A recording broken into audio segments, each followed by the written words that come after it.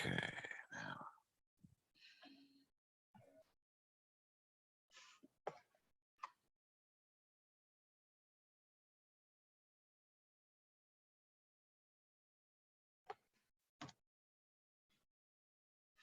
Good morning, everybody.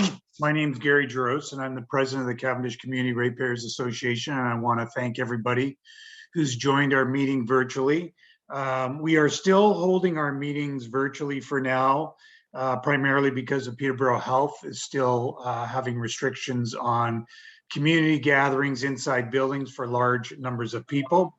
But we're hoping by the time we get around to our annual general meeting later on in the summer, we'll be able to go to in-person meetings. But I think we're always going to keep our Zoom meetings, so virtual meetings as part of our offering as well. So again, thanks very much for joining today. I'm going to just share my screen now and take you through today's agenda. So here's the agenda for today's meeting.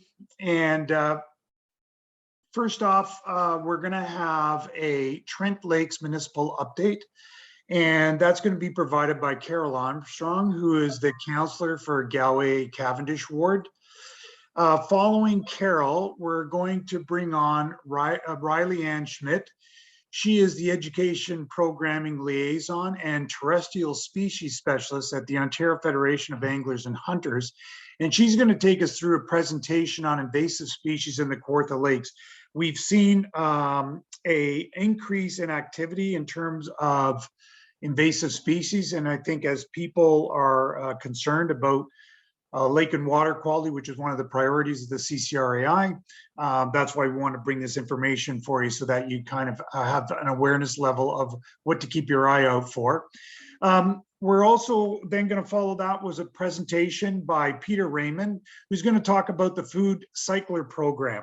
Now, some of you may have seen some information coming from the Trent Lakes Municipality regarding the Food Cycler Program. An initial pilot was done last year, and they're rolling out another pilot currently. It's being subsidized by the Food Cycler manufacturer and Trent Lakes.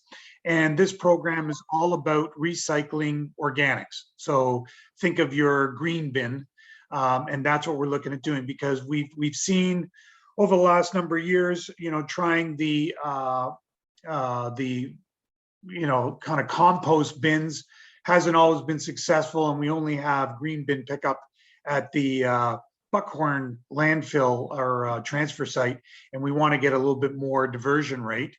And then we're going to wrap up the day with a lake water levels update by Ted Spence, who's the chair of the Coalition for Equitable Water Flow, a lake steward and a director of the CCRAI. And so with that, let me just move on to the next slide, because I just want to, for those of you who are not familiar with the CCRAI, we are a ratepayers organization, so a little bit different than road, cottage, or lake association. What we do is focus on issues that are common to all property owners or constituents in Trent Lakes. And so our membership is open to anybody who's in Trent Lakes, whether you're on the water, off the water, on the river, on the highway, doesn't really matter, because what we do is focus on issues that are common to everybody. The priorities for the CCRAI, if you're not familiar, is obviously lake and water quality, which through our Love Your Lake program that we ran a number of years ago, plus a number of other programs that we've run over the last 5 to 7 years. Kawartha Highlands Signature Site Park, operations, management plan, and access issues. That's another one we keep track on. Safety and security of our homes, which we do through the Cottage Watch program. We've run some programs related to that over the last number of years. Obviously, property taxes and property assessment. With the real estate values going up, obviously the assessments are going up, so that's going to have some impact on property taxes. So we just want to keep an eye on that. And then logging and mining concerns. Those are the primary priority areas for the CCRAI. We do have a great board of local residents who either live here full time or are seasonal and have properties up here. And they do great work on a number of issues, managing different files that we watch through the municipal government, the provincial government, and even the federal government, the Trent Severn Waterways, Parks Canada, etc. So a lot of work done on a volunteer basis by the board. This is our application form. It's still the best deal in town, $20 a year to be a member for the Cavendish Community Ratepayers Association. If you have not renewed for 2022, and your information hasn't changed, then you can simply email or e-transfer in your membership fee. If your information has changed, you want us to update it, fill in one of these forms and send along with your e-transfer. And just for, if you wanted to see any additional information about the CCRAI, this is our website. We do have our own website there. We publish a lot of information there on a regular basis, and that is our email address. So if you have any requirements or questions, by all means, email us. A lot of people often email us just to say, well, I don't know if I renewed my membership this year. Can you just confirm? And we can easily do that for you because we keep very good records. So with that, I'm going to keep our meeting on track today, and we're going to bring on Carol Armstrong, who is the counselor for Galway Cavendish, and she's going to give us a municipal update. So Carol, if you want to unmute yourself, and I'm going to stop sharing, and you can start sharing your slides, and we're ready to go. Gary, and welcome everyone. Thanks for taking time out of your Monday morning to join us for this. I'm going to spend a little bit of time talking about some things that are happening in the municipality, and hopefully they'll be of some interest to you. So I'm going to actually turn myself, oh, there we go, okay. So Gary, are we good to go? You're good to go, Carol. Great, thank you. Okay, so the topics I'm going to cover this morning, a little bit about the 2021 census data, what it means for us, this year's municipal budget and overall taxes, short-term rentals in our municipality, the septic inspection program. Gary introduced the whole topic of waste and what our report card looks like. I'll cover that. And just very briefly mention the municipal election that's coming up. So first, the 2021 census data is being released in phases, but what we've seen so far is really quite interesting.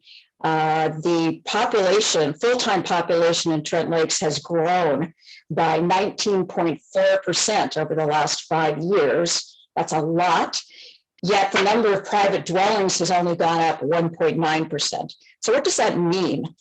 Well, it's the largest population growth we've seen in 20 years, so that's significant. Remember, the census was completed while the pandemic was still going on, so in fact, there was further urban outmigration, and I would say the 19.4% is understated. The growth is almost entirely a shift from seasonal residents moving to a permanent resident status. And yet the number of tax-paying dwellings really grew very, very slightly. So a couple of implications. For the municipality, that means a huge demand or large demand on services provided without any real increase in the tax base. So it's put some strain on our municipal services, as many of you may have experienced. But the opportunity is for tradespeople, retailers, professional people to set up business here to satisfy that new demand. Hate to say it, folks, but we're old and we're getting older. The median age has shifted upward to a ripe old 58. It used to be 51.7 in 2006. And if you look at the distribution by age group, you'll see that 36% of our population is 60 or older. Although, interesting, we did have a very small increase in the 0 to 19 year age group. So there are some families moving in, which is helpful for keeping our population nice and diverse. This year's budget and taxes, the Trent Lakes budget for this year is $22 million. That's a big increase from last year. However, virtually all of that's in the capital side. On the operating budget side, There's an increase of about 5.6%. Almost all of that is in the public works or roads department and other protective services like fire, OPP, building and planning. In capital, the increase is about 7 million, and that's primarily for the new shared public works and parks and recreation building being built in Bob Cajun at the old 49 Depot location. Just want to point out that of that $22 million budget, only $10 million is coming from taxes. The balance is coming from reserves, grants, and fees. So kudos to our finance department for managing the budget and the taxes so well. This is the breakdown by department. Other than capital, you'll see the two largest departments money-wise or budget-wise are roads, not surprisingly, with over 300 kilometers of roads in this municipality. And again, other protection services, as I mentioned, fire, OPP, building and planning. I certainly won't read this, but this is just a reminder of the many different services provided by each department. We just looked at the municipal budget, but as you know, your taxes go to the municipality. In fact, this year, 33% go to the municipality, as well as to the county, 39% of your taxes, and education, which is 18% of your taxes. What does that mean for you?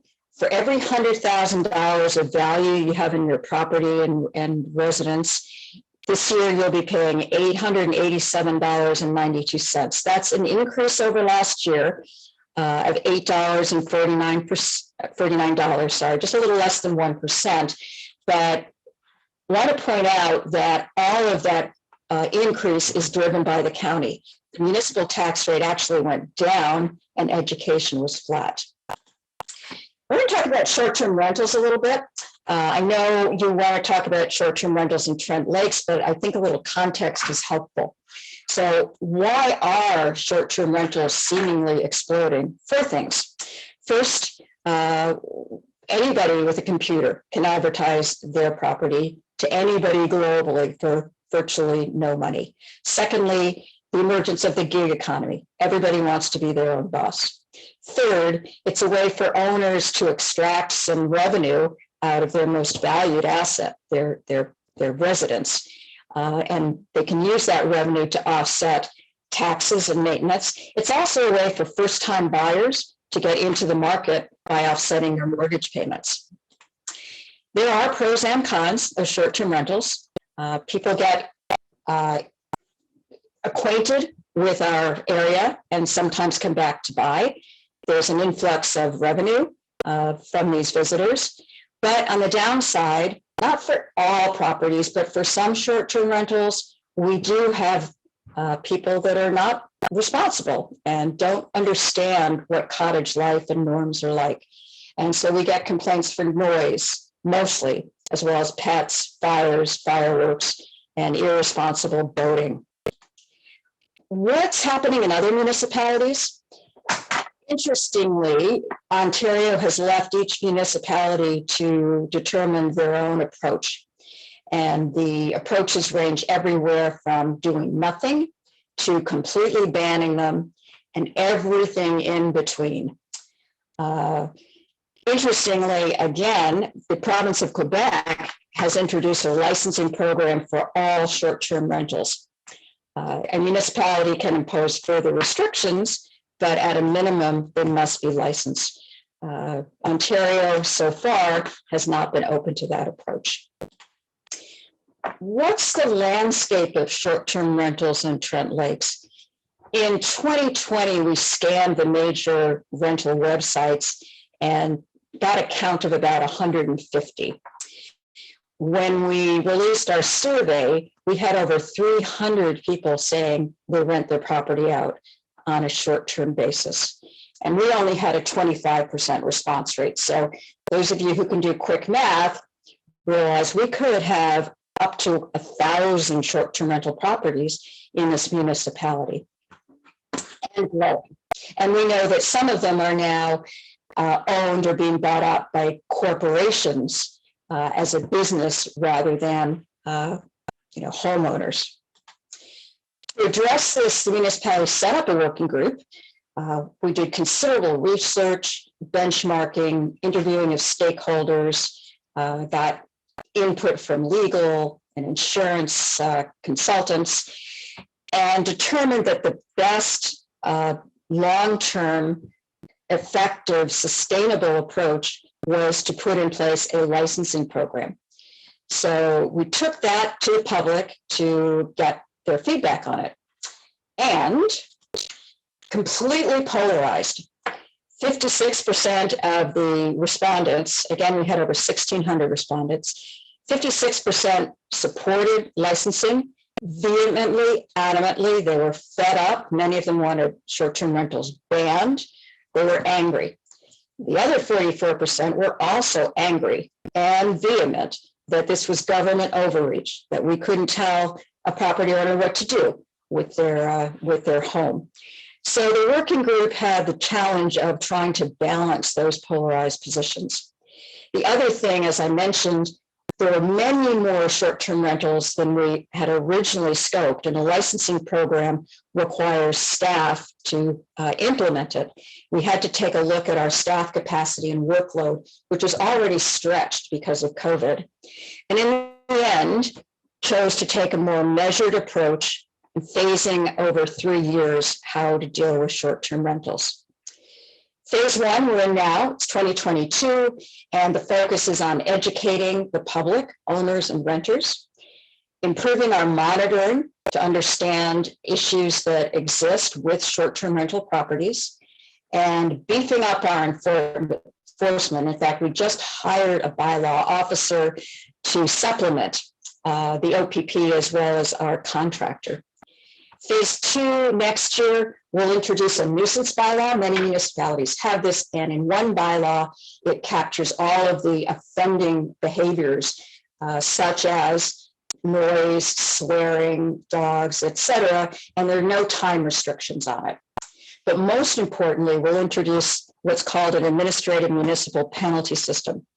This takes the charging, fining, appeals process completely out of the court system and puts it within the jurisdiction of the municipality.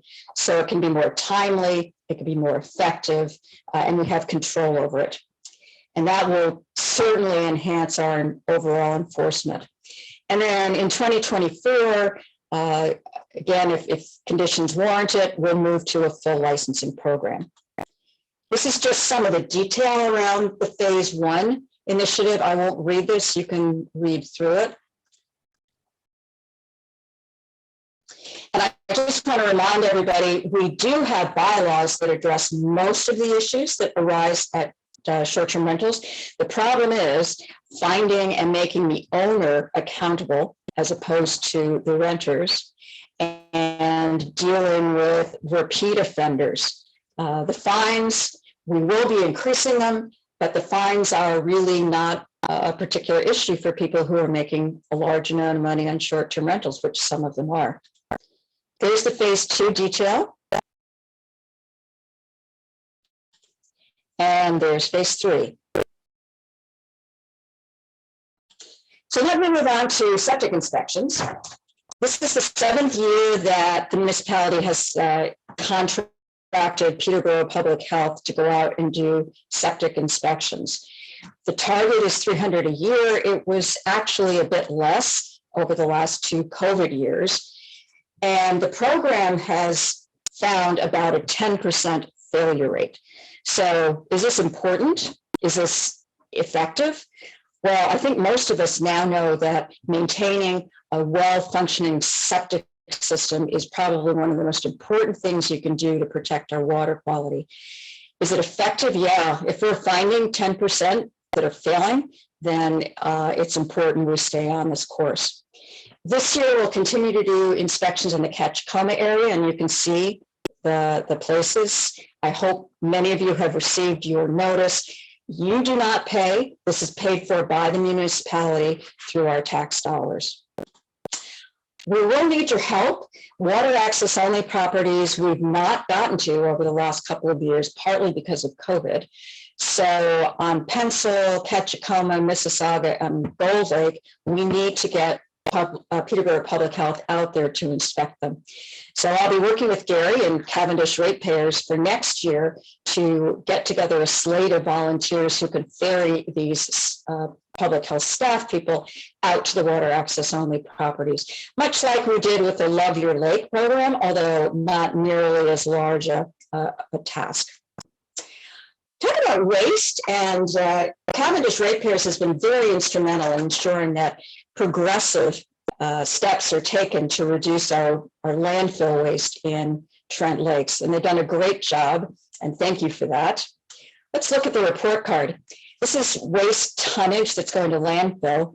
You'll see from 2017 to 2019, the tonnage was going down, and this was largely due to the implementation of the Clear Bag program.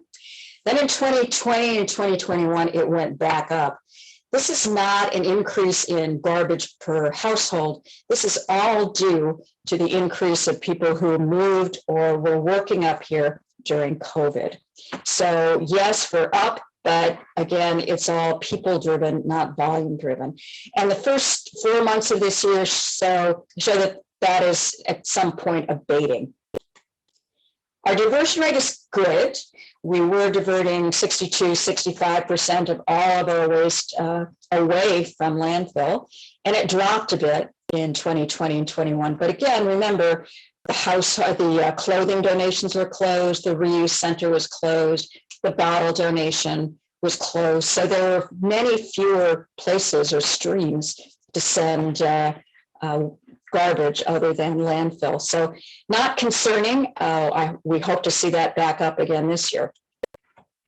And the good news is, compared to all the other municipalities in Peterborough County, we are still leading. The county is at an average of 51%, and Trent Lakes is at 56%. So thank you to all of you who are conscientiously sorting and managing your waste. There are a number of programs scheduled for this year to help take bulky plastics, mattresses, household hazardous waste out of the stream. So these are all on the Trent Lakes website if you need to take a look at the dates. I know Peter Raymond's going to talk a little bit about the food cycler program. I just want to introduce it here, hopefully not stealing his thunder. This is a product made by a Canadian company. Trent Lakes is one of the second or third municipalities across the country to get onto the program. As Gary mentioned, it is subsidized, so a resident only pays $150 out of the $500 market price. The first pilot, there are 150 units out there, and based on the input from those users, about 36 tons of waste on an annual basis was diverted away. This is organic waste diverted away from landfill. This is important because I think most of you know about 40 to 50% of what's going into landfill today is organic. So that's the big opportunity and the game changer to continue reducing our waste. And there are another 250 units available for the second pilot. The boxes are stacked up in municipal offices, so I know they're available. There are a number of benefits, and I'm sure Peter will cover those, so I won't go through that. And finally, just to wrap this up, I want to remind everybody, as if we aren't sick of elections already, there is a municipal election this October. I want to remind everybody, you can vote and should vote in every municipality where you pay taxes. So if you have a home in the GTA and a cottage up in Trent Lakes, you can vote in the GTA and in Trent Lakes.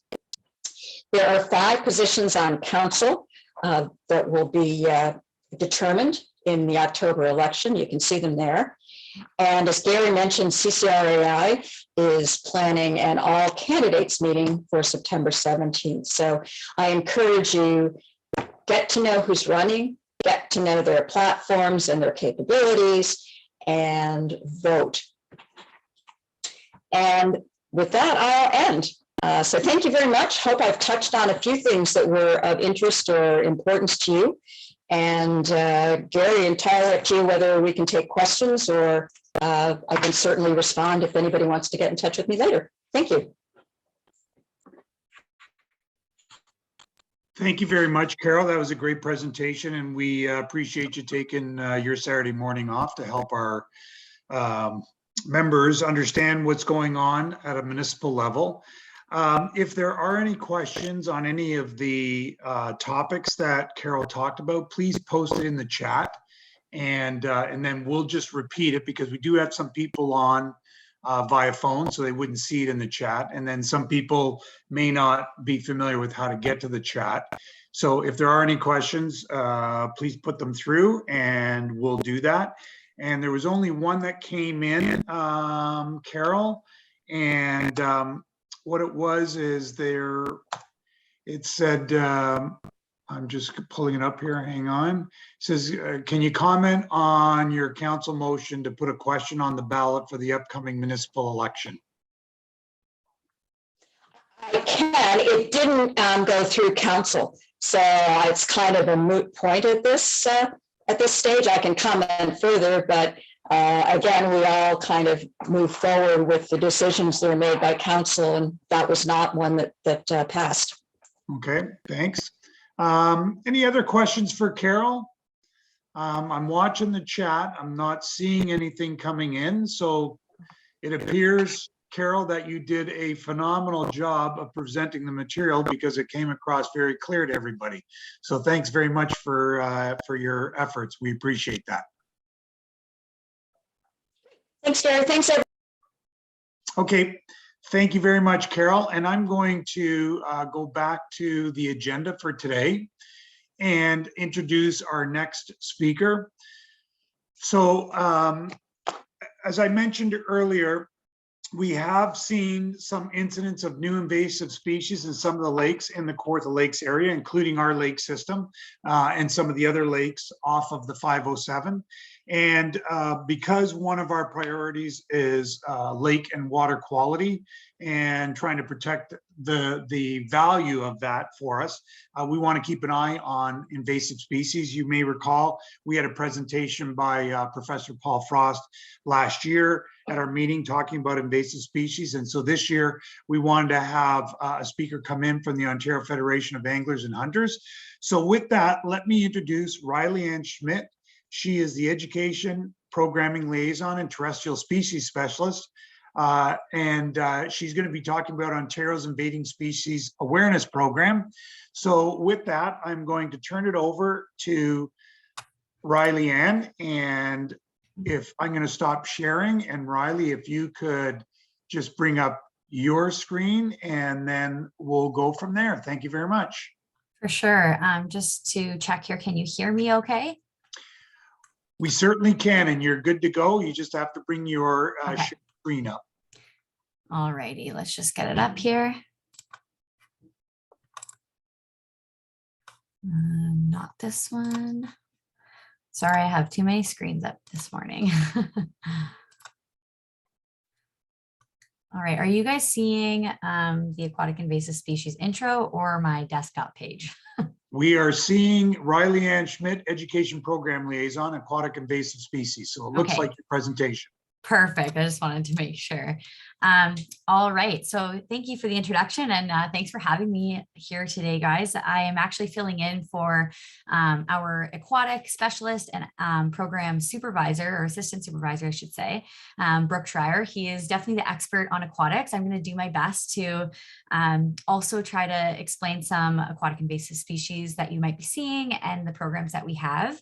However, I am the terrestrial specialist, so I do deal with more land invasive species, but I do all sorts of education and outreach, and we have a very cross-sectional program throughout all our roles within the program. So if you do have questions that I can't answer today, I will direct those to Brooke, and we'll get back to you guys with any questions I can't answer. So without further ado, I'll go ahead and get started. And before we get into the topics of today, I just wanted to introduce our team a little bit, so you can kind of see who's behind this work. So critical to the success of the Invading Species Awareness Program are the staff that develop and deliver on a wide range of projects that our program tackles each year. We have our program supervisor up in the top left corner, Allison, myself in the next picture, Brooke Schreier, who was going to present for you guys today, holding the two grass carp in the far right. Below him is Rob, our program manager and species technician. Down in the middle is Matt. He is our our aquatic species outreach liaison. And then down in the far left corner is our good friend Chase. He is the communications liaison and deals with a lot of the major reports coming in to our program. So who is the Invading Species Awareness Program? We are an education and awareness partnership with the Ontario Federation of Anglers and Hunters and the Ontario Ministry, which is the Northern Development, Mines, Natural Resources, and Forestry. We were actually a program established between those two organizations back in 1992 for the sole purpose of reporting and figuring out what invading species are actually in Ontario. So we have three main objectives or goals to the program.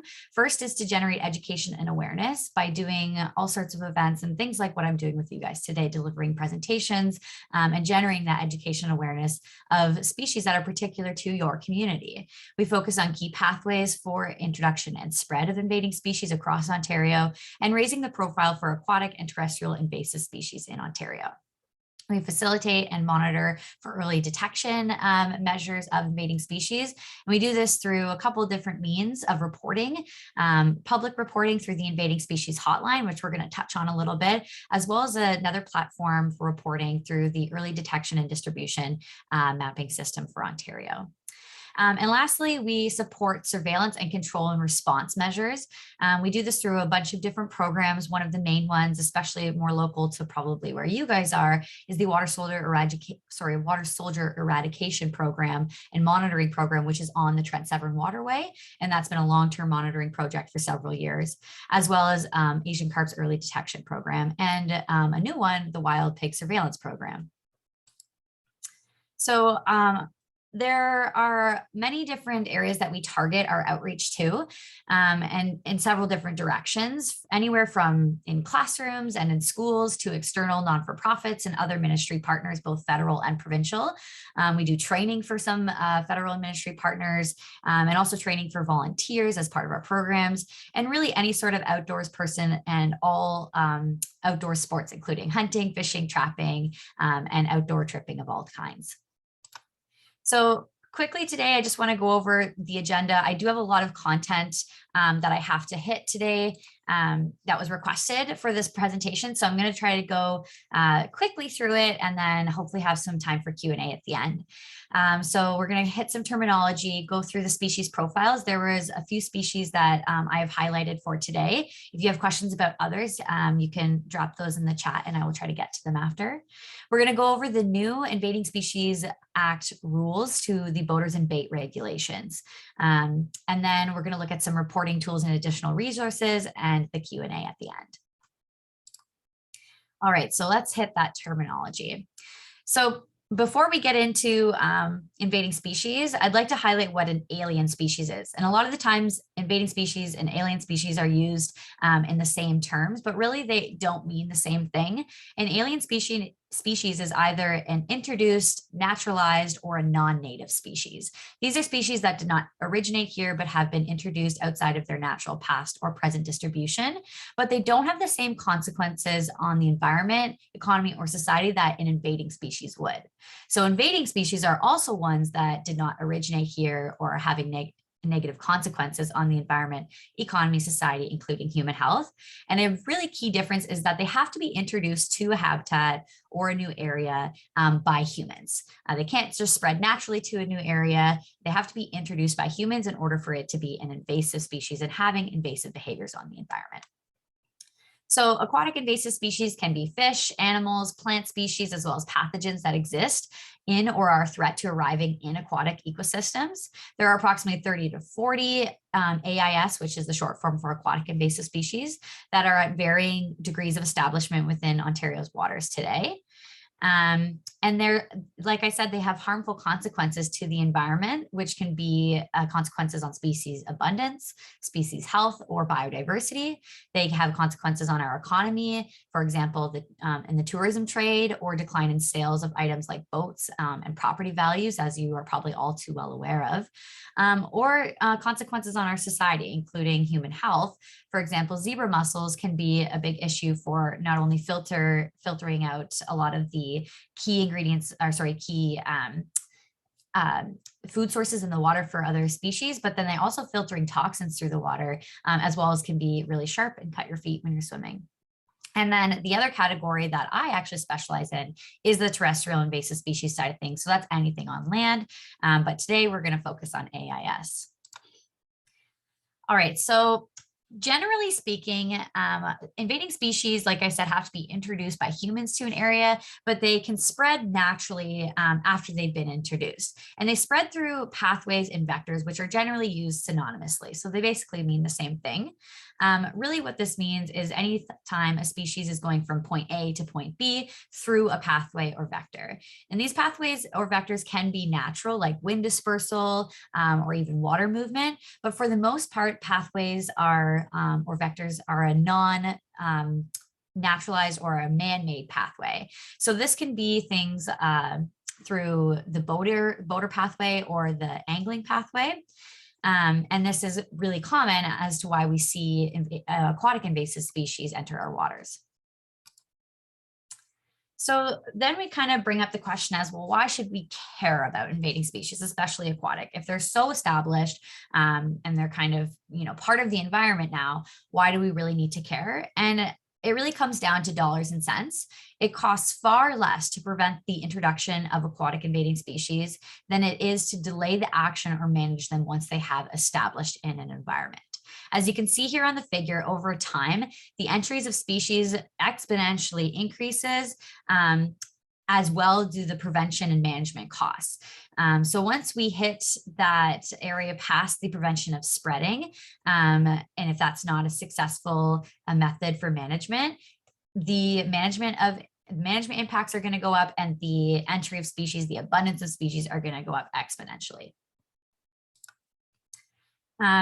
And you can see here that invading species are really costly on Ontario. So in total, globally, there is $1.4 trillion spent on invading species. Ontario, $3.6 billion, and $50 million to municipalities and conservation authorities across Ontario alone. In Ontario, there's 440 invasive plant species, just in Southern Ontario alone, 184 non-native invasive species in the Great Lakes and the Great Lakes Basin, and then 39 known invasive forest insects and 10 tree invasive diseases. So I'm going to get into the species profiles of today. We could talk for hours about aquatic invading species. There are several we could talk about, but some that were requested for today's presentation are the Eurasian water milfoil, European common reed or Phragmites, invasive snails, and starry stonewort. So those will be the ones I'll touch on today. Before we get into the species profiles, we're going to look at impacts of invasive aquatic plants. So just looking at the plants' impacts in an aquatic environment, they are fairly the same across the board, whether you're looking at a plant, an invertebrate, a fish, or even those that are on land. Really, invasive species are competing for space. They're competing for sunlight, which is going to allow them to reproduce and spread very quickly. Also, due to their nature being invasive, they can be more competitive in the environment and reproduce usually a lot faster and usually are a lot bigger than that of our native species. They crowd out native plants and can be a threat to native species, including species at risk. They negatively impact recreation, as you've probably experienced if you've lived along the Trent Severn, for example. They typically create these really dense stands or monocultures, being that it is that only one plant growing in one area, reducing biodiversity. And they typically don't create a very good habitat for native species or fish populations. They can be a threat to human. And a lot of the times they actually begin to hybridize with other invasives and native species, which begins to be a big problem when it comes to the identification of invasive species or the presence and absence of those that are in your water body. So let's touch on Eurasian water milfoil first. So what is it? It is a submerged perennial plant native to Eurasia and North Africa, and it was first recorded in Canada in Lake Erie in 1961. It spreads through a couple of different pathways. It's believed to have been introduced through the shipping pathway via ballast water. So back before ballast water had been regulated, which is the water that is at the bottom of the hull of major shipping vessels, and it's used to balance the ship along its voyage. And before laws were put in place, environmental laws, ballast water could be intake and then dumped really anywhere the ship had been left, wherever it had left from to wherever it had docked. So this could be water from really anywhere across the voyage, then being spread into a new area where it hadn't been before. And a lot of times ballast water is really commonly a vector for small microscopic invading species, even invading seeds within soils can be found in ballast water. So that's likely how it had been introduced. And now that it's introduced, it's spread via the boater pathway. It can inhabit up to 3 meters deep in lakes, rivers, and ponds. And when it comes to the identification, it's pretty unique. It's got these feather-like leaves, distinct emergent red flowering terminal spikes that come out later in the summer season, anywhere between late July to September. However, they do look very similar to our native northern milfoil. The only difference between Eurasian water milfoil and northern water milfoil are the branchlets on the leaf margin. So if you can see here at the bottom of your screen, if you actually count each one of these branchlets, there should be 12 or more in order for it to be an invasive Eurasian water milfoil. And if there are 11 or less, you have a northern water milfoil, which is the native species we have here in Ontario. So when it comes to its impacts, just like I had suggested earlier in that first slide, the impacts are basically the same. They're going to reduce biodiversity through direct competition with native plants, ultimately suppressing native plant growth and native plant communities. They form these really dense monoculture canopies over large area, and they impede water traffic because of these large areas. They actually can hybridize with native milfoil species. So we're seeing a lot of hybridization among the northern and Eurasian water milfoil. And they can actually reduce oxygen level in water caused by decomposition of the plant. So once these big stands start to die off, they cellular respirate, taking oxygen out of the water, deoxygenating the water, which can be detrimental to fish populations. And in some cases, there's been major fish die-offs due to the reduced oxygen levels. So they are found throughout the province, including most water bodies in Southern Ontario. And this map here is from our tracking system. It's fairly recent, from 2021, but it actually doesn't accurately represent the current distribution. And this is a trend among most aquatic invading species. When it comes to the representation of distribution on a map, for example, it's usually less accurate because most aquatic invading species are actually not reported nearly as frequently as terrestrial invading species are. And that's due to the nature of when and where people are reporting. For the most part, you're more likely to report something on land where you normally are than being on water. So next, we're going to look at the invasive Phragmites, or the European common reed. I'm going to refer to them as Phrag. It's quite the title otherwise, but Phrag is actually Canada's worst invasive species, and this was deemed by Agriculture and Agri-Food Canada in 2005. It's an invasive perennial wetland grass native to Eurasia, introduced to North America in the 1800s. It can grow really tall, over 6 meters tall, forming these really dense monoculture stands, just like that of all invading species. It generally provides fairly poor habitat. Not much uses Phrag to use as a habitat or a food source. And it will threaten a lot of species at risk, as it generally is a riparian plant or a wetland grass, meaning that it can both grow in substrates that are drier, so closer to land, and in the water. So it's really inhabiting these really critical wetland habitats that are then threatening species at risk. It grows really quickly, thereby causing lower water levels, as the water is transpired faster than it would be with native vegetation growing. And it can actually increase as a fire hazard, as stands are composed of a high percentage of dead stalks. It can affect agriculture, cause road safety hazards, and impact recreational activities such as swimming, boating, and angling. Now, when it comes to the spread or dispersal of frag amongst on the landscape, there's a couple different ways it actually spreads.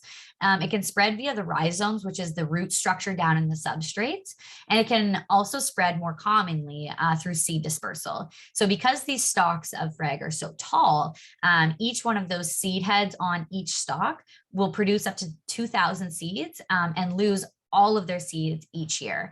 So we're looking at an exponential rate of spreading of the plant each year. And this is why we see it everywhere. It's actually been recorded in every single province and territory in Canada.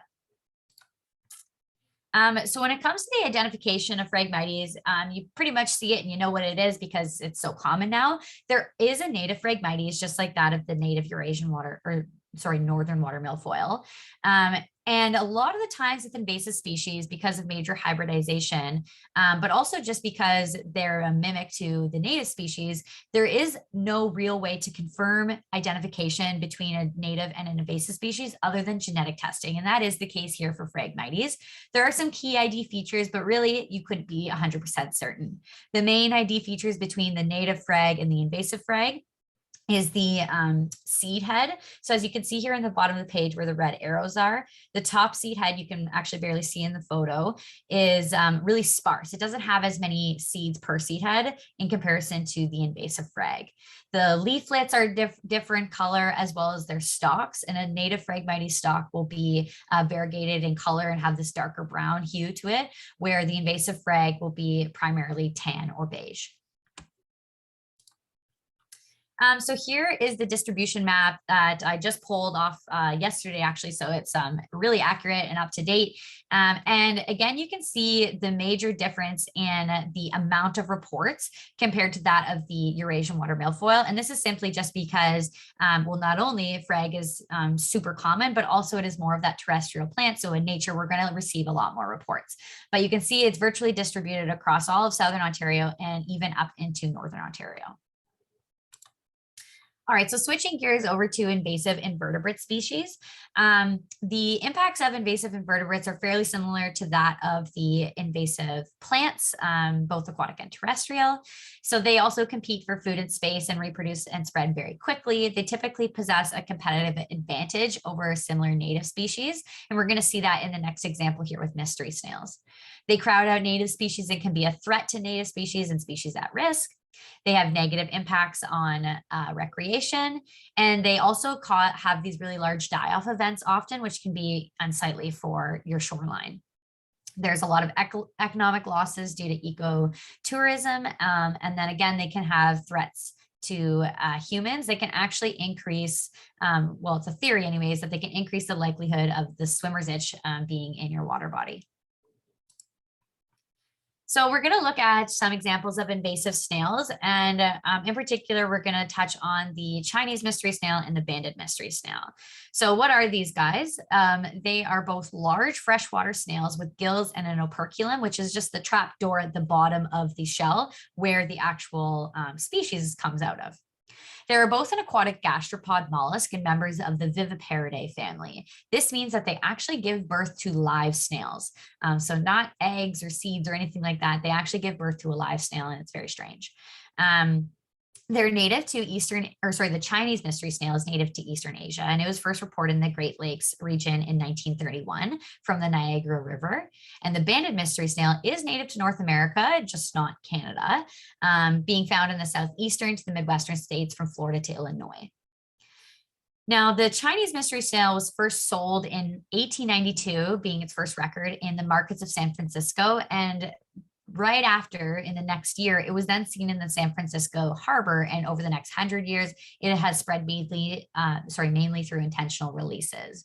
And the banded mystery snail was introduced to its northern range in the early 1900s from suspected intentional releases, primarily from the aquarium trade. And this is really common among aquatic invertebrates. The aquarium trade seems to be where the main introductions of these species show up in our waters, and this is usually because people no longer want their pet. And then they think they're doing a good thing by releasing it into the wild. And then we get problems like we have with the Chinese banded mystery snail. So their impacts are very similar to that I had just discussed earlier. They outcompete these native snails that we have for food and space. They're a vector for transmitting parasites and disease, like intestinal fluke and trematodes. The banded mystery snail has been shown to reduce largemouth bass egg survival rates through predation. There's actually, I believe, a master's student studying this right now, because this could be a really big issue for our Ontario fisheries, which brings in a lot of money through ecotourism. They may also reach densities and can clog water intake pipes like that of the zebra mussels in the Great Lakes. They're unsightly and they can impede recreation, as well as hinder one's ability to enjoy their own shoreline. So the Chinese mystery snail and the banded mystery snail look very similar, and they do look similar to a lot of our native aquatic snails. However, the main difference, especially with the Chinese mystery snail, is the size. They're just so much bigger than that of any other species we have. But if you're reporting one, we can't really go off size really when you're talking about any species, because we don't have it to scale. And even when you put it to scale, it's still not a super accurate ID feature. So you want to look at the apex of the shell. The shell at the top is going to be wider at the tip, about 50 to 55 degrees. It's got 7 to 8 whorls on its way down to the bottom, which is that operculum, and it has the operculum covering the entire shell opening. Some lookalike species to the Chinese mystery snail is going to be the banded mystery snail, which we're going to touch on in a second here, and then the native brown and the native great pond snail. They may look like the Chinese mystery snail, but again, that key ID feature is the apex of the shell. You can see they have a much greater angle than that of the apex on the Chinese mystery snail. So here is the banded mystery snail, really similar to the Chinese. They are a lot smaller in size, but the main difference is going to be these distinct bands. They've got 4 distinct dark bands along their shell, only 4 to 5 whorls on the way down to the operculum. And again, the shell is going to be wider at the tip at the apex.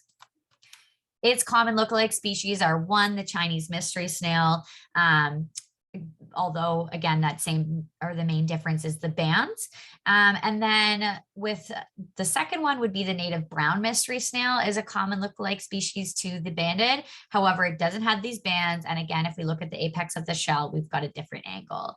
And then 2 and 3 are actually 3 and 4 are actually terrestrial snails.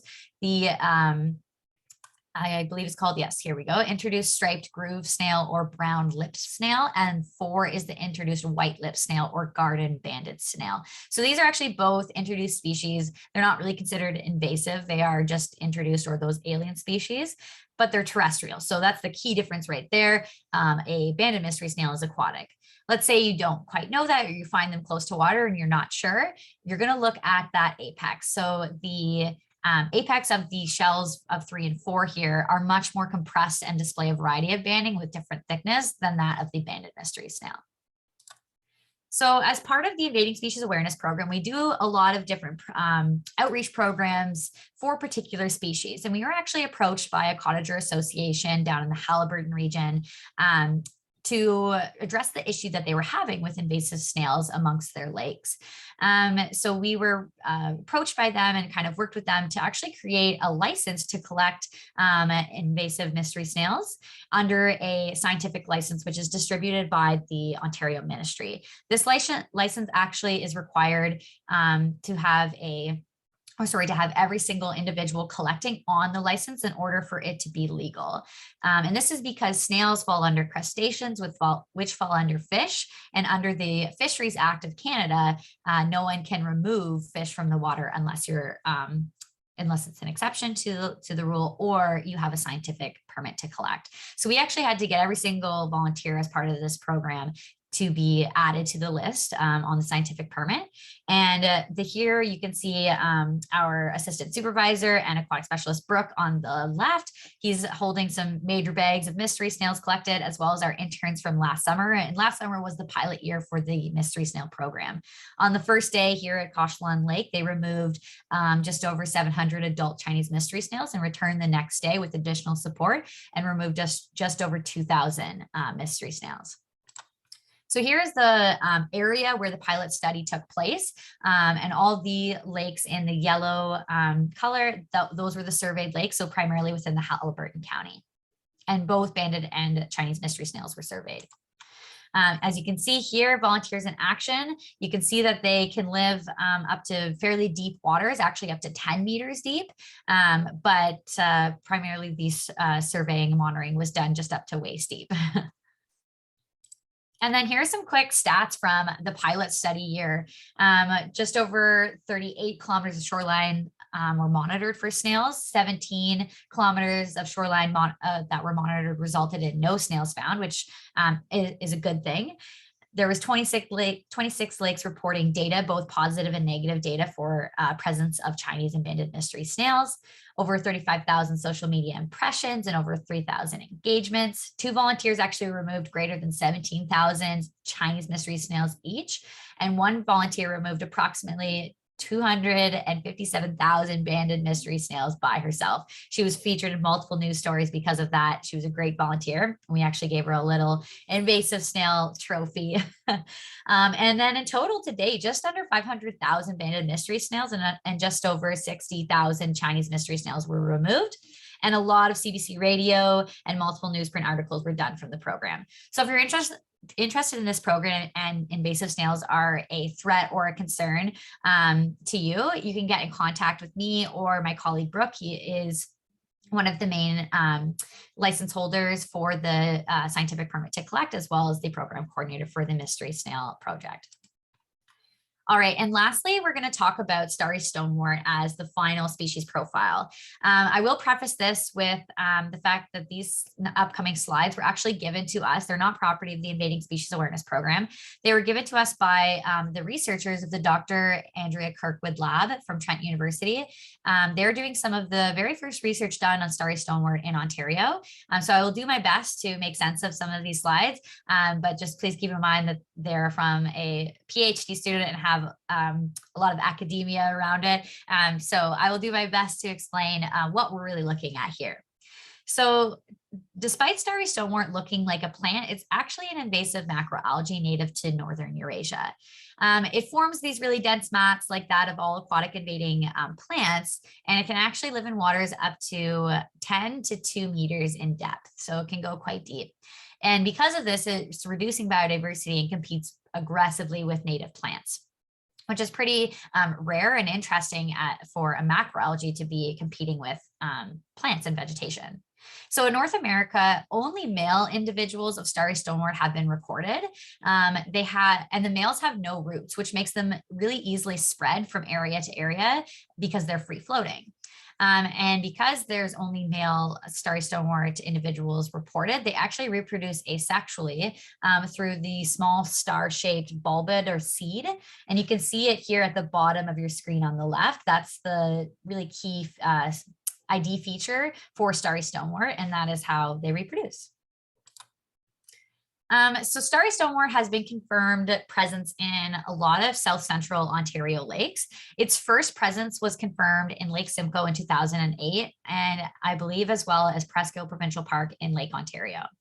It's been confirmed in 2 provinces and 7 states, and it's calcium limited.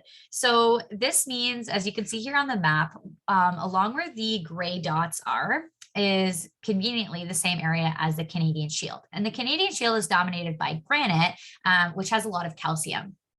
And you can see in the black dots where positive confirmation of their monitoring efforts found starry stonewort are in limestone dominated areas. So they can't really live in areas that have calcium bed lakes or calcium dominated lakes. So they're being found in the lower kind of south central area of Ontario. So with increasing awareness, there have been more reports claiming widespread distribution across Ontario. However, these claims will actually need to be investigated as starry stonewort has a history of being misidentified. And Ontario actually has an abundance and diverse vulnerable charophyte population. So charophyte is the family for which starry stonewort belongs to. And charophytes are macroalgae as well.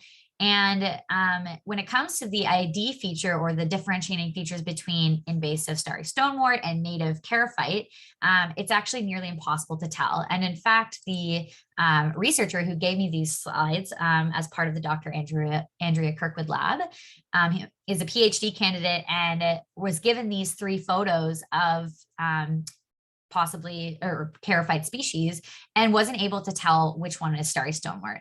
I have been told that the bottom right is starry stonewort here, but I'm not sure if they're just lying to me and making me look like a fool. But I couldn't tell, and researchers actually can't tell. And the only way to differentiate the native versus invasive charophyte species is through genetic testing.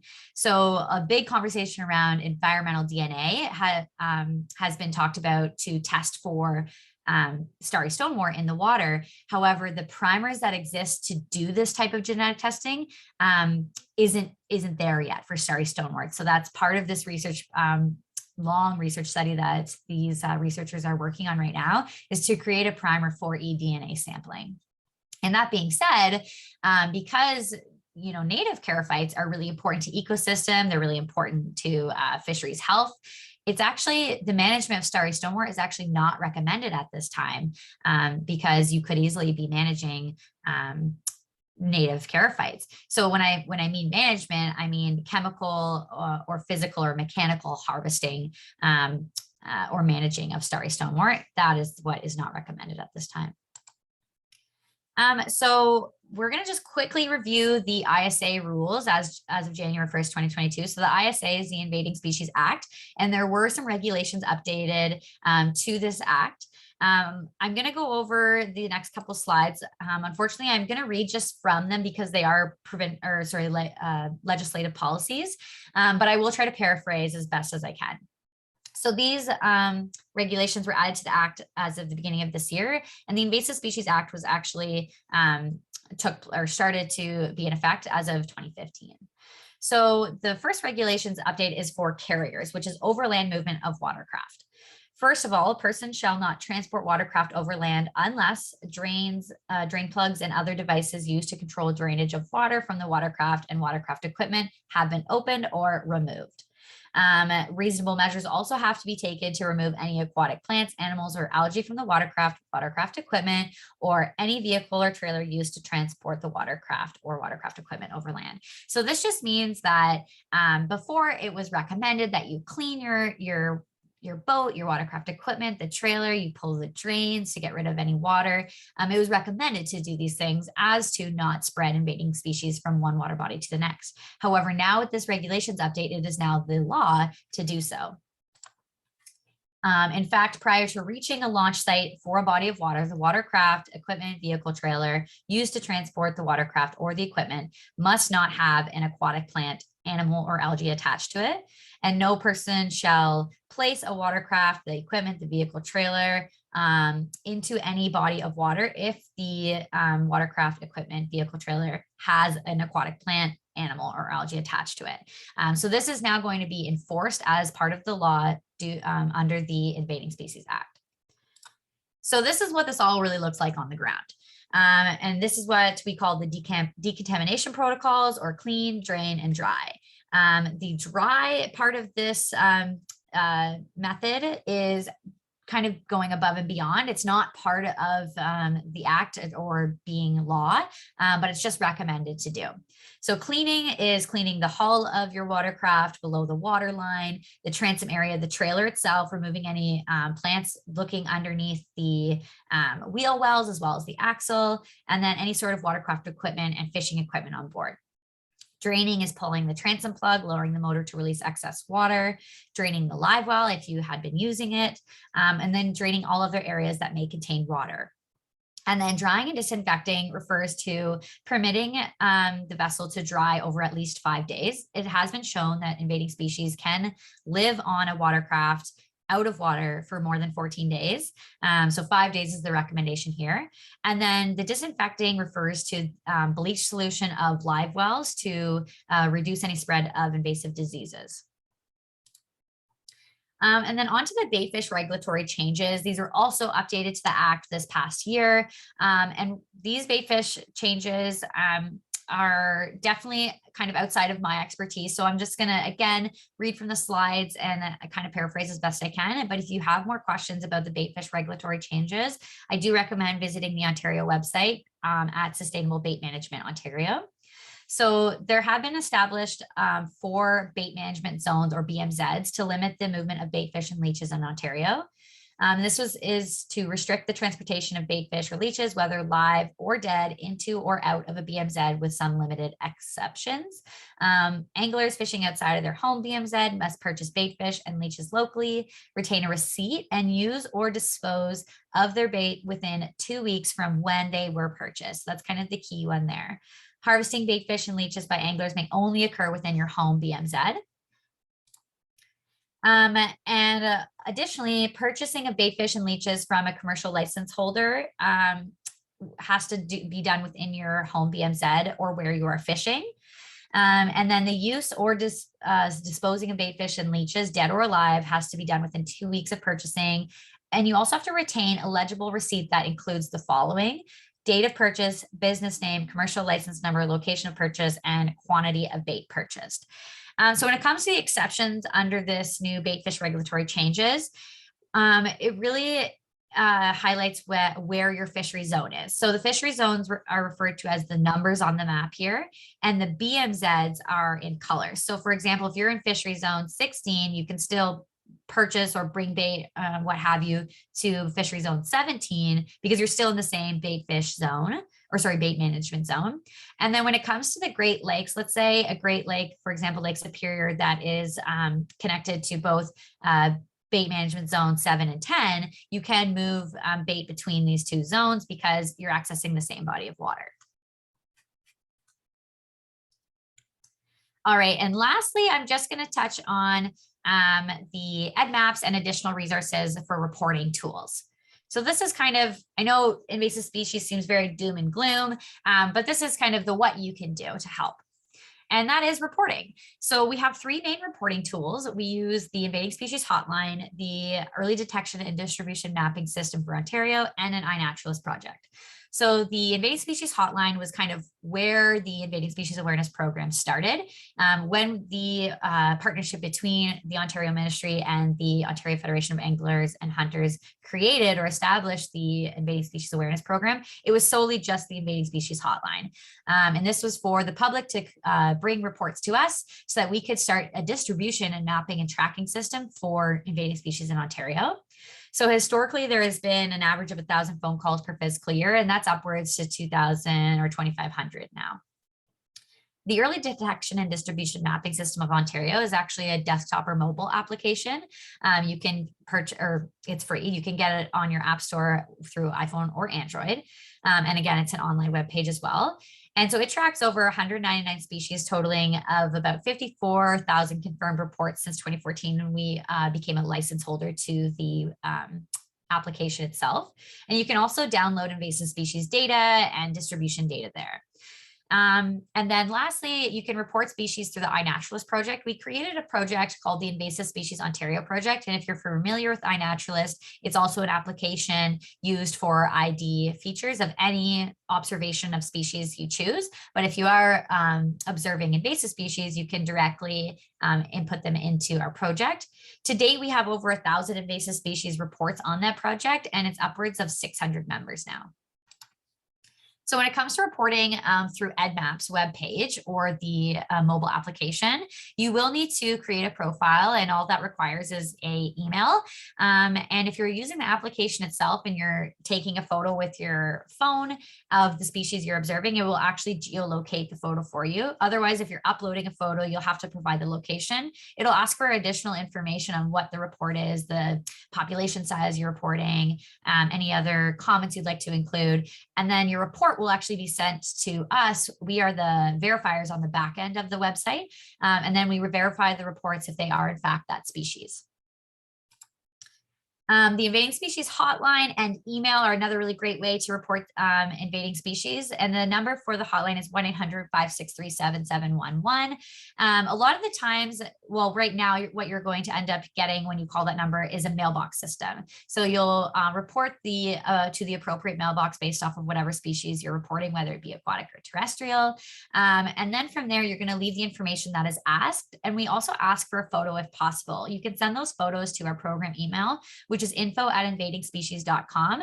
And it's actually a lot easier just to kind of send your query through the email. We can respond a lot quicker through the email and then just decide right on the spot if it is in fact that species, if you've provided a photo. And then what we'll do is help you with management opportunities after that. So our program, again, is a non-for-profit, non-government program, and there's only, as you can see on the screen, 6 of us.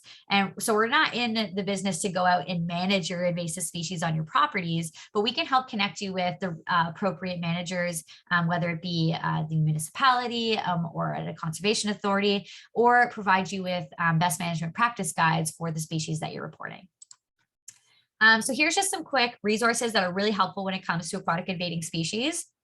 For species profiles, pathways, and resource downloads, we recommend visiting our website. For any Asian carps information, which is probably not likely a huge issue for your area, but let's say you're in Southern Ontario, you can visit the Asian carps website. For high-level species-specific information, you can visit the USGS website. Reporting invasive species, accessing distribution maps, et cetera, can be done on the EDMAPS website. And then for information on what the Ontario government is doing to control aquatic invasive species, or how to get permits to control aquatic invasive species, including information about the Invading Species Act and the Landowners Act, please visit the Ontario website, and we can direct you to that if you need help. And lastly, I wanted to mention one of the community engagement programs we offer right now through an Ontario Trillium Foundation grant. And this is the Water Steward Program, and it focuses on educating boaters or preventing the spread of aquatic invading species within the Durham, Haliburton, Kawartha, and Pine Ridge region of Ontario. It is a train the trainer initiative where volunteers are equipped with the knowledge and tools to teach others on aquatic invading species prevention and help to organize important boater engagement events at local boat launches across Ontario, especially within those catchment areas, Durham, Haliburton, Kawartha, Pine Ridge. So if you do have questions about this, our aquatic outreach liaison specialist, Matt Robbins, can help you out with that, and his email's at the bottom of the page there. And lastly, you can get in touch through all of these options. The hotline, you can email me, and I can direct you to Brooke if you have more aquatic specific questions. If you're interested in the Water Steward program, I can direct you to Matt Robbins, or all other inquiries, you can email us at the Invading Species email. And with that, I'm finished up for today. So thank you so much for having me. And Gary, I'll pass it over to you. Thank you so much, Riley Ann. That was a great presentation with a lot of really useful information for our members. So thank you very much for that. If there are any questions, as you saw, Riley Ann has left her email there. But to keep our meeting on track, what I'm going to do is I'm going to ask Riley Ann if you could stop sharing your screen. Yep. And what I'm going to do is introduce our next speaker. And so our next speaker is Peter Raymond, who is one of our board directors. And he also was one of the original pilots on the Food Cycler program. So he's going to share the real life experience. Carol Armstrong talked about the program, what the sell points are.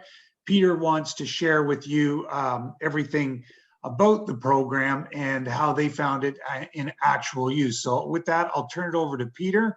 And if you could take us through your presentation, Peter, we'd appreciate it. Sure. Thank you very much, Gary. And thank you very much, Riley, as well, for a very informative presentation. So my wife and I were on the first pilot back in November of last year. So let me just go to the next slide.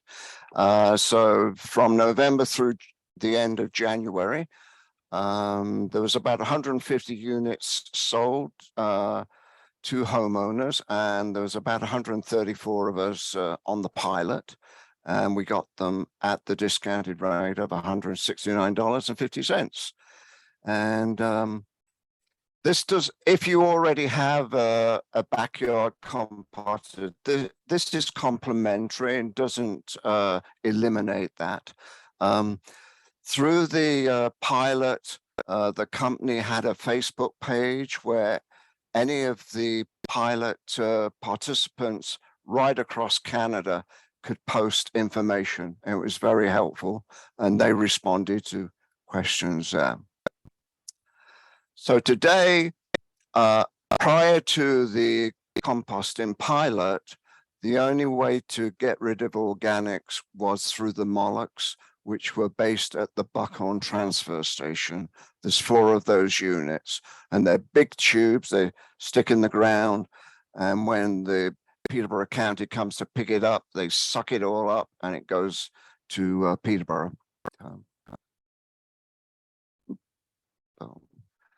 Vitamix also sells this product. It's a little bit larger, and I've got a link there to a video, and you're welcome to check that out at any time.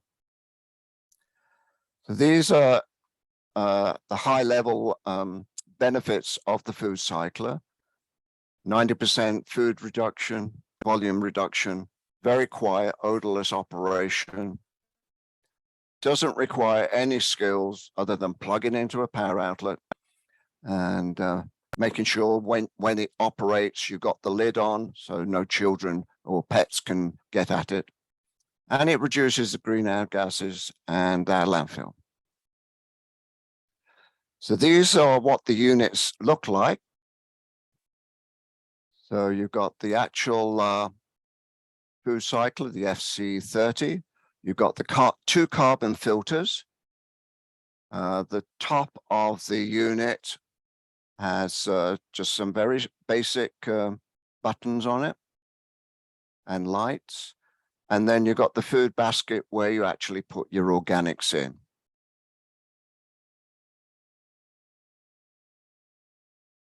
Now, there are some things that you cannot use the cycler for, which are highlighted here. There are some items such as corn cobs and things that you do need to cut up before you place them in there, go through the process. But for the majority of items, it will do a fine job. So typically, we would fill this basket up during the daytime, and we would switch it on in the evening. And depending on how much you filled the unit, the cycle takes anywhere from 4 to 8 hours. When it has finished, it powers itself off, and you do need to leave it to cool down for 20 to 30 minutes before you take the items out and put them either in the garden or in a sealed unit. The filters, typically you replace every 3 to 4 months or 500 cycle hours. There is a filter light that is only a guide, and they indicate that if there's no smell, you can still use the filter. Doesn't replace it. So with our experience, so got 2 adults, 2 cats. The small unit was fairly ample for us. Prior to the pilot, I was going to the Buckhorn dump, but since I'm a caregiver for my parents in a nursing home in Bobcaygeon, I was spending a lot of time going to Bobcaygeon. So I don't have to go to the Buckhorn transfer station anymore to use the Moloch. I've got all the organics at home here. I don't have to store any of the organics now like I used to, which got very sticky and wet and very heavy when I used to take it to the Moloch. And on average, when we started the pilot, we started 2 or 3 times a week. And then eventually we got it almost to 6 times a week. and we continue to use it right now. We generated 5 bags of compostable material, and I've got some pictures moment. And I've just changed the filters once so far. Now they have, I did question them on their Facebook page if they've got a recyclable filter, and they have indicated that it's coming out either late this month or early part of July, and it will be a lot cheaper also. So overall, I felt it was a real win-win for everyone. Yeah.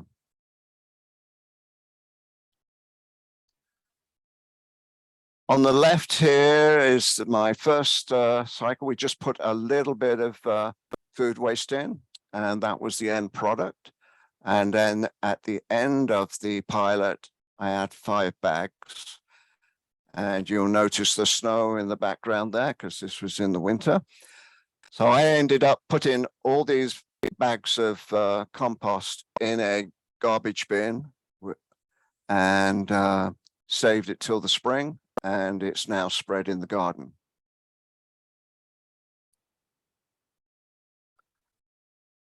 And as mentioned, there's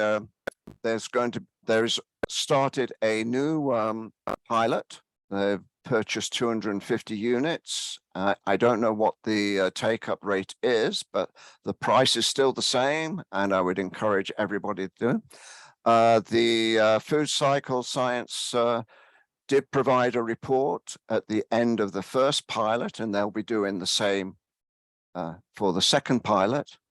There are many municipalities right across Canada doing this, and lots of good information on their Facebook page as well. And last foil here, and this is Chelsea Carpenter at the township who's running the program. And as you see there in the staff room at the municipal office. And with that, I will get it over to Gary again. Thank you.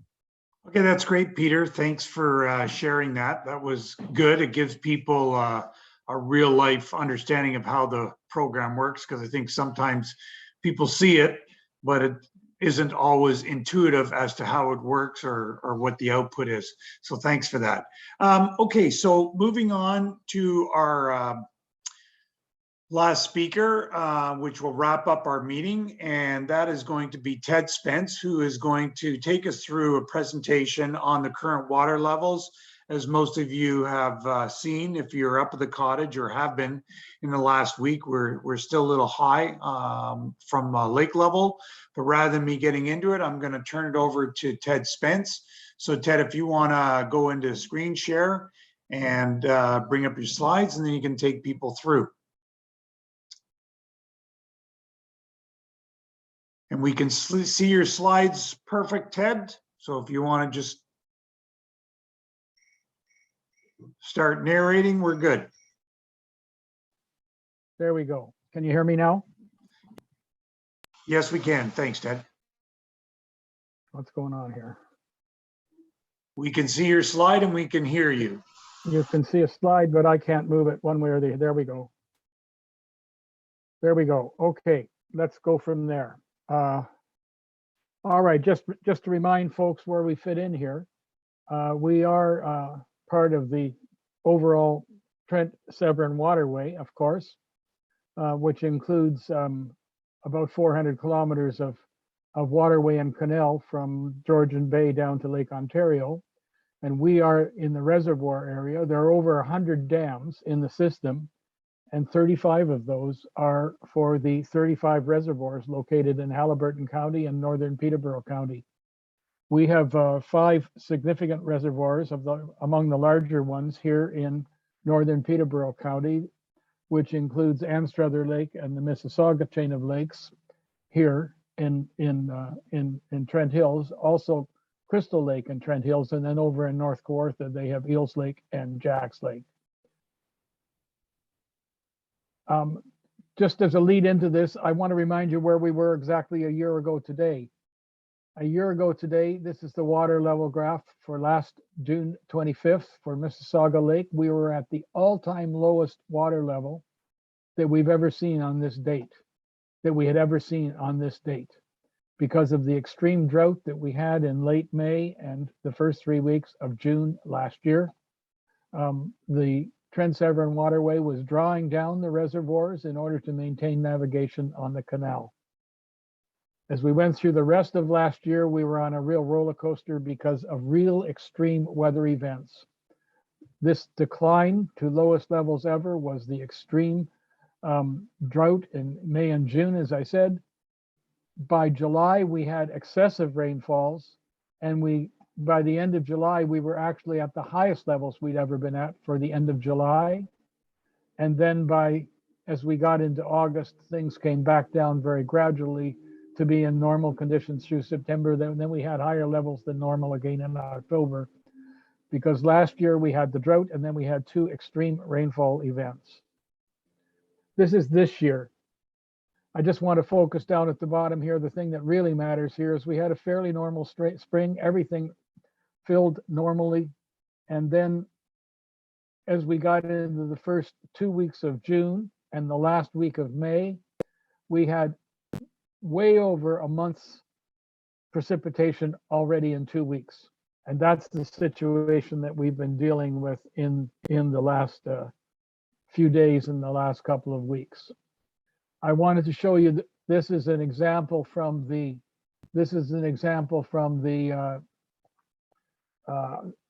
Kawartha Lakes, which is of course part of the canal system. This is Stony Lake. You'll notice that it was at the highest level ever by a very significant amount in the second week of June. It's come down significantly now because they closed the canal this week, and they've been essentially flushing water all the way down to Lake Ontario as fast as they could in order to try to get things back under control. As you know, the water levels on our lakes are governed by the Trans-Severn Waterway Water Management Team. They use integrated water management at the watershed level. Their top priority is to prevent flooding. Their second priority is, or their equal priority is to ensure water supply and waste dilution in the Peterborough area and other municipal sources. And then they keep the navigation system open. So they had a real crisis in the last 2 weeks in terms of the navigation system. Now here's the Mississauga graph for this year. Pretty normal through the spring, and up into by May 24th, the whole system was full, right from the top of Haliburton down to Lake Ontario. And it was held pretty much there, but then we started to get these heavy rains through the first part of June. And you'll see that by opening the dam somewhat and increasing flows through the river and the system all the way down, they were able to maintain us pretty much at our full level. Our full level is actually 2.44, so just below this line. So we were a little above the full level in the last couple of weeks, but not very much. So we've seen very good water management, but we are higher than normal. Now, I just wanted to point out to you that this is a graph that you can all see anytime you want on the Trans-Severn Waterway website. And if you want a link to that, the easiest way to link to it is either through the CCRAI website or through the Coalition for Equitable Water Flow website, which is cewf.ca. When you get to this graph, there's a second alternate choice here. You can go to the table, and I want to show you the table because most people don't ever go there. But the table has really the most useful information, I find, because it shows you the current water level, but it also shows you yesterday's water level and the day before, and you can see how fast it's changing up or down. So this was Thursday's water level here, and it was 2.445. As I said, our full level is 2.440. So it was right on. I mean, it was within half a centimeter of being full. And it was going down only about 1 centimeter a day. Actually, I looked at it again this morning, and it's gone down another full inch, another 5 centimeters over the last 48 hours. So moving ahead, I wanted to show you this picture. This is a picture I took of our dam 1 week ago. when our water level was at its peak. This is the wing wall, and there's the 3 spillways of the dam back there. You'll see that we were sitting within 2 or 3 inches of the top of the wing wall a week ago. So it really was full. At this point, there were 3 logs out of the center dam. The river was flowing pretty significantly, and the water was racing out of that center spillway. The right-hand spillway had all of its logs in, but it was being overtopped because we were about 7 or 8 centimeters or 3 inches above full. And you can see there was very little freeboard left for additional rainfall. That's how actively they were monitoring and managing the system. So this is where we're at now. It's really notable to know that in the last week, the Trent Severn Waterway Parks Canada closed the canal from Young's Point all the way to Trenton. That's 26 locks, 27 locks, I believe, were closed for 5 days in order to allow them to essentially pass as much water as they could safely without causing flooding, but way too much water for safe navigation. And by doing that, they brought the levels of the Kawartha Lakes and the rest of the system back to much closer to normal. And yesterday morning, they reopened those locks. That's the first time in 20 years that they have closed navigation in the month of June. The reservoirs, all of the reservoirs, including our Mississauga Lake chain, have been higher than normal with a slow drawdown, as I showed in the graph. And we're returning to normal levels now. And the expectation is that we're going to see normal drawdowns and variable river flow. Now, if you're a boater on our lakes, you need to think about this. You need to watch your wake and realize that at such high water levels, the wake can really cause serious shoreline erosion or damage to people's docks. Lots of people have fixed dock portions that are very close to being underwater right now. It's notable that the global circulation situation is this is a La Nina year. That means cooler water temperatures in the North Pacific. It means much more variable and extreme weather conditions across the continent. We have already seen flooding in places like Calgary and Saskatoon last week. We saw over 40-degree temperatures in Winnipeg. We saw a few days when the warmest temperatures in Canada were in the Northwest Territories. And we've seen the extreme storm event 3 weeks ago here in Ontario. And then we've seen this excessive rainfall over the last 3 weeks. In a La Nina year, the long-range forecast from Environment Canada says we expect normal precipitation and temperatures, but there is a significant risk of extreme weather events. We've seen a few of them, and there's every reason to believe that we have a reasonably high risk of further extreme weather events before the summer's over. Just know that TSW is actively managing the dam and levels. They do it on a daily basis. They collect precipitation and water level data from hundreds of locations across the watershed. They model it every day, and they operate dams regularly. I'm sure they've operated our dam in the last 24 hours now that they have reopened the canal. Right now, they'll be trying to draw our lake down a little bit, very slowly, but within the next 2 weeks, we will go into the annual drawdown cycle, because if we keep very warm temperatures, the evaporation from the Kawartha Lakes and the slowing local inflows will require supplementary flows from the reservoirs. Remind you that on the CEWF website, you can find a link to the drawdown forecast, which the Trent Severn Waterway produces weekly starting in early July. And there you can go to see where we are and what's happening. So yes, our water levels have remained quite high this spring, but we have not experienced flooding because of the active water management from Trent Severn. There's been a real crisis in the canal, but that has now been averted with high water. They seem to have reached normal levels. And if you can hear the noise in the background, that's just the boats racing past in front of my cottage to prove that we still need safe, quiet boating and to some degree, and need to watch our wakes. Anyway, that's my report, and I'd be glad to answer any questions either here or by email. That's great, Ted. Thanks very much for that. And we're about 7 minutes over time. So to just wrap up the meeting for today, what I want to do is just bring up our last slide of the day. I wanted to thank everybody for their participation in our meeting. Just a quick heads up on upcoming CCRAI meetings. So we do have our annual general and public meeting scheduled for Saturday, August 20th, 10 to 11:30, much like today. And I've got it there as hybrid in-person and virtual meeting because we're expecting some changes to be made at Peterborough Health.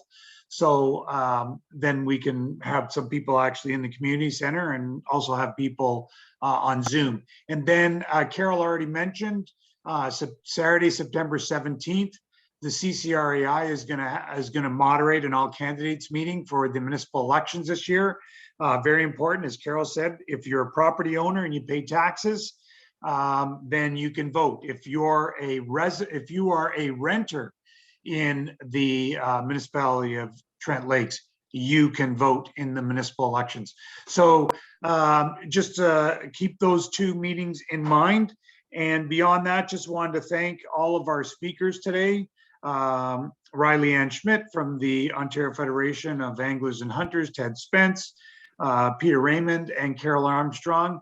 Thanks everybody for your attention. Please don't forget to renew your membership for 2022. And we'll keep an eye on the chats for some of the questions that came through.